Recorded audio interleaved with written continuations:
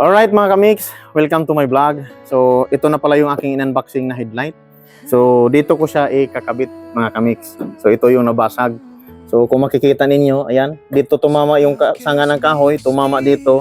May gas-gas dito, tumama doon, papunta sa likod yung sanga ng kahoy, nangakasya. So samahan ninyo ako at baka sakaling makatulong ko sa inyo kung gusto nyo magpalit ng headlight ng inyong mga sasakyan sa katulad nitong unit, Toyota Corolla. At kung paano na rin natin i-install ang ilaw dito sa ating bagong ikakabit na headlight. So tara, samahan ninyo mga kamix. Itataas lang muna natin yung hood mga kamix para matanggal natin itong headlight na nabasag. So ayan, taas muna natin yung hood para matanggal natin itong headlight. So ito lang yung gagamitin natin mga kamix. Screwdriver, saka kombinasyon na size 10. So tanggalin muna natin ito mga kamix para matanggal natin itong headlight.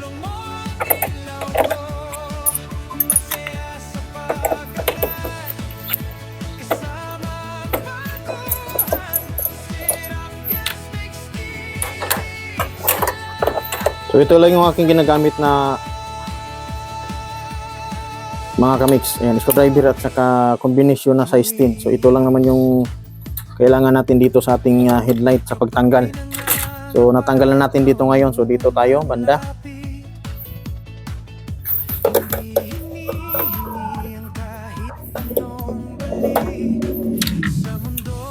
Tapos ito, hahatakin lang natin to palabas. Yan, para matanggal natin to.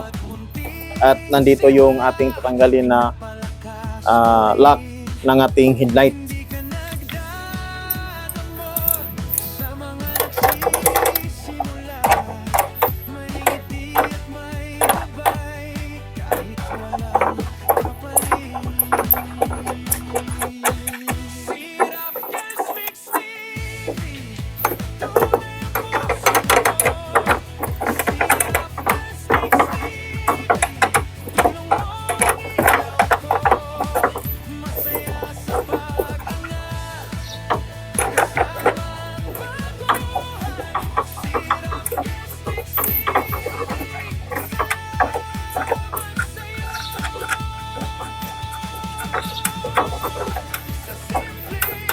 So ayan na mga kamix, natanggal natin yung lock nya. Tapos ngayon, iusog lang siya natin pag ganon.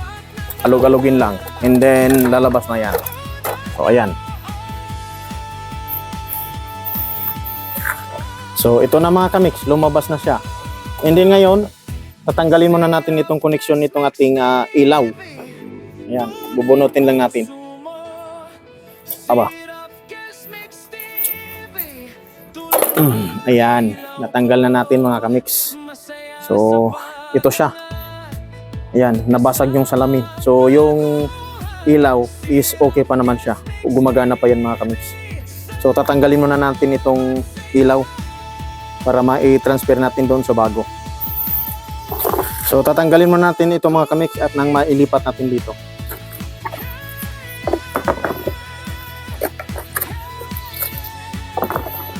Tapos may lock ito mga kamix. Ayan. Tanggalin lang natin tong lock. Kung makikita ninyo ito. Ito yung lock niya. I-press nyo lang yan ng pagganon. Para matanggal natin.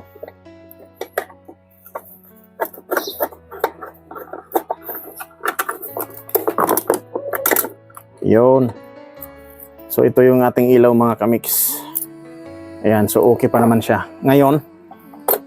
Ayan. Natamaan pa yung kamay ko. Ilipat natin siya dito.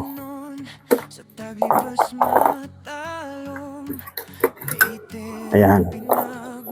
So, tatanggalin natin itong nasa loob niya. Ayan. Kung makikita ninyo.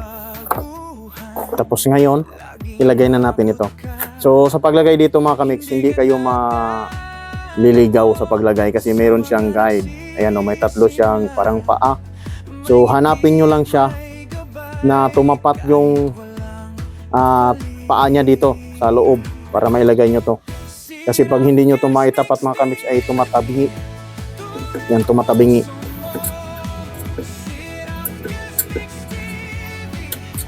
So ayan na siya mga kamix, pumasok na siya. And then itong lock niya, idiin lang natin. Ayan.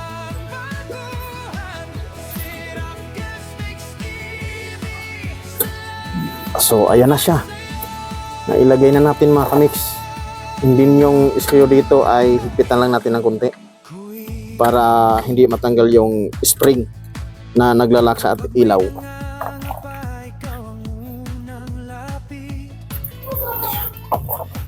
So ngayon mga kamix, ayan, okay na yan. So ilagay na natin tong rubber. Ayan, para hindi papasukin ng tubig ito mga kamix. Ito.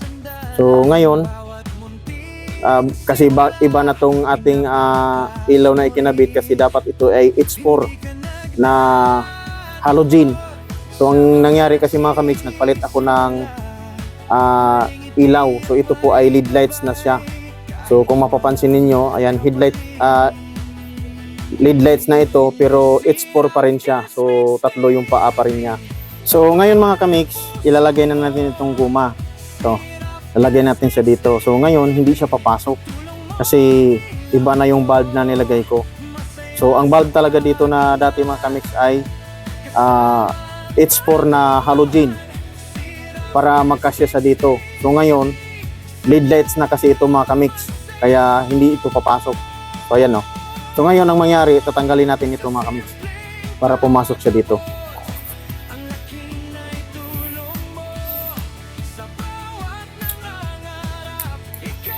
Yan, bawasan lang natin ito.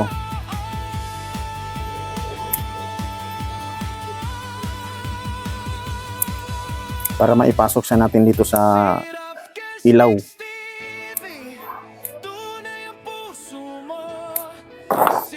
So nabawasan na natin mga kamix, and then i-try na natin kung kakasya ba siya.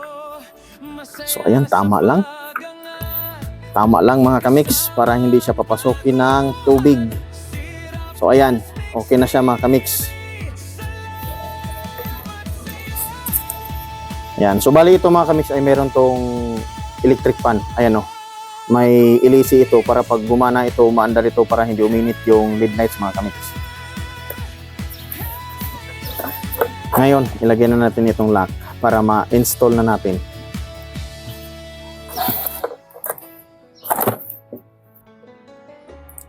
So ngayon mga kamix, ilalagay na natin itong headlight, and then bago natin ibalik, ilagay natin dito.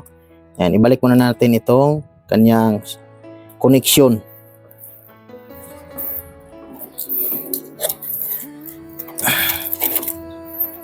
So ayan, nailagay na natin mga kamix.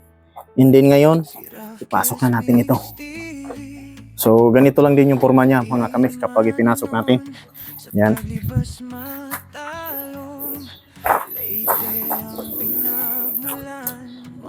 So sa paglagay nito mga kamix, kailangan meron kang tiyaga. Kasi ayan, medyo may kahirapan ng kaunti. So kailangan mo lang tiyagaan. So katulad yan ngayon, pumasok na yung isa dito sa taas. So sa baba hindi pa. So kailangan mo lang tiyagaan yan para pumasok. Yun. Pumasok na mga kamix.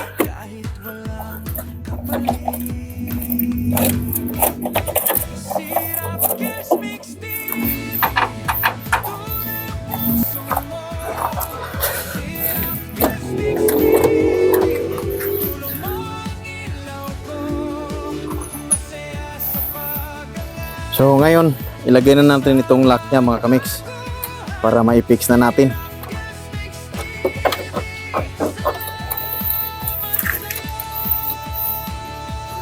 Din dito sa baba. Ayan. So ganito lang mag-install ng mga kamix. Ganito lang mag-install ng headlight ng ating mga sasakyan. Sa mga Toyota Corolla lover dyan. So ganito lang mag-install ng headlight. At sana nasundan ninyo yung aking ginagawa. Dito tayo, hindi tayo makapwesto.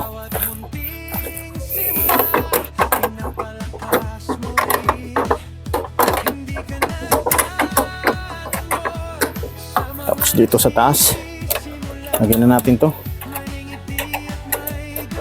para malaman natin kung gumagana ba siya.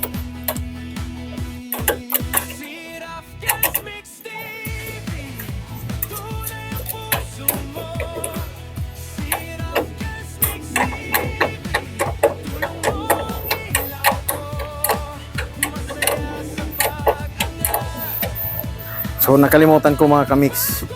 Hindi ko pa pala siya napailaw. So ngayon pailawin muna natin. Baka mamaya mag-backlash tayo ulit na hindi pala umilaw yung bulb. So pailawin ko muna mga kamix ano.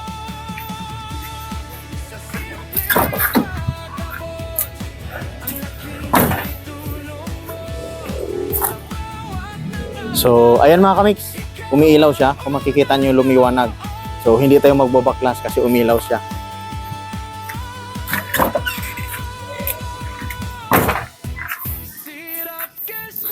So tuloy na natin yung ginagawa natin. Fix na natin kasi umiilaw naman. At isa lang ang ibig sabihin yan. Hindi natin babaklasin itong headlight natin kinabit. Ayan.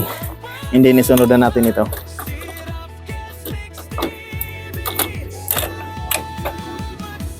Ayun, para makita natin yung forma.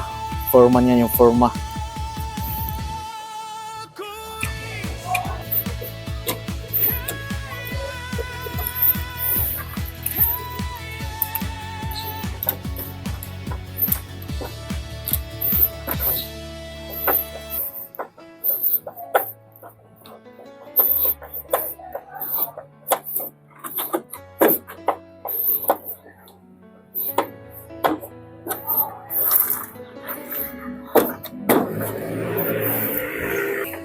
So ito na yung last na ikakabit natin mga kamix para matapos na itong ating ginagawa. Yan, silip-silipin lang natin kasi kailangan pumasok ito para mag-lock siya doon sa loob. Ayun, nag-lock na siya mga kamix. Lagyan na natin ng screw dito para hindi siya matanggal.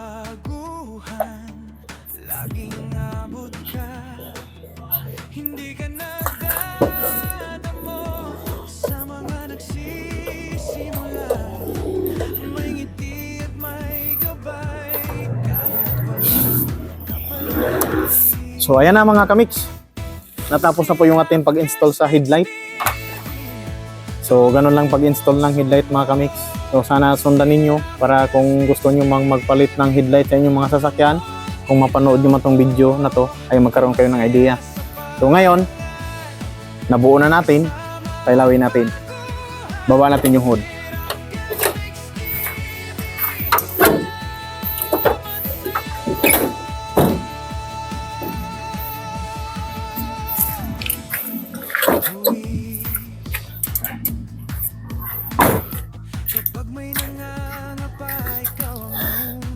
So ayan na mga kamix, natapos na tayo nag-install at buo na siya, hindi na basag. So hanggang dito na lang yung vlog natin at sana nagkaroon kayo ng idea kung paano mag-install ng headlight ng ating mga sasakyan.